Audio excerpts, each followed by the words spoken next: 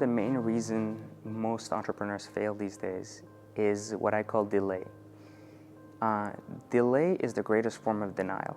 So if you think about most people, most entrepreneurs, or most business owners who want to become entrepreneurs, but yet look at a marketplace and see so many already doing something at a larger scale, it almost seems like it's impossible for them to compete, and as a result choose not to do anything about it.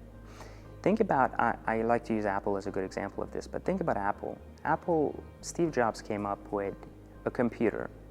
Computers weren't new at the time. I mean, Microsoft, dominated the computer market, and Windows was slowly becoming kind of the new era of what computers are. But for Steve Jobs, it wasn't about innovating the computer in a sense, but rather the simplicity of computing.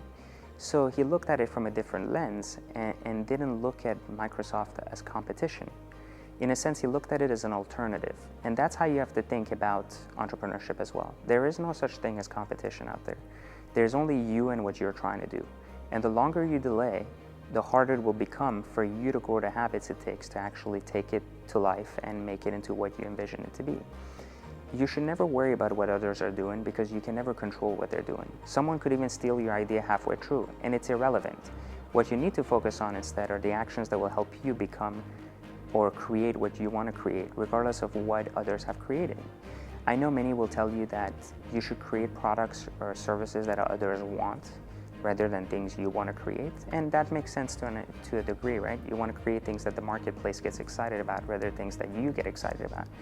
But at the same time, if you don't have a true passion behind what you're doing and the belief that you're bringing together that innovation to the world, then it's unlikely you're going to succeed. If you truly want to succeed, you just have to move forward. You have to move forward past the fear of failure and past the fear that nothing's going to happen. Because remember, there's no guarantees in life, and there's no guarantees in entrepreneurship either. Whatever we do will either be what we create or don't create, and regardless of what that we're succeeding at or not, all we can do is make sure we never give up and keep tweaking until we get to the end result that we're very happy with or very proud of bringing to the marketplace, so others can, as a result of that, become better and improve their lives. I certainly wouldn't ever say that I have competition, even though there's a million sites out there like Secret Entourage that sell the idea of self-help. We're not a self-help site, and I'm not competing with anybody. I will befriend every other site, and I will make sure that they get equal exposure, because ultimately my goal is not to just create another self-help site. My goal is to shift society. And if others are going to help me shift that are going to help me create that shift I wish to see, and are going to do so through their own channel, then they certainly are not competition.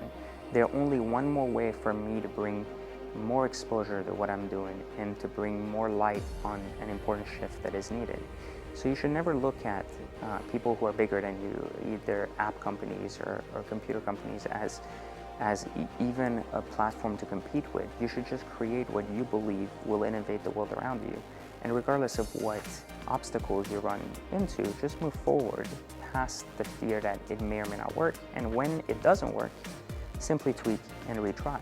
And remember what I always tell you, it takes someone extraordinary to live the extraordinary lifestyle that you seek. So ordinary people quit, ordinary people don't start, ordinary people give up. So then think about what makes you so extraordinary.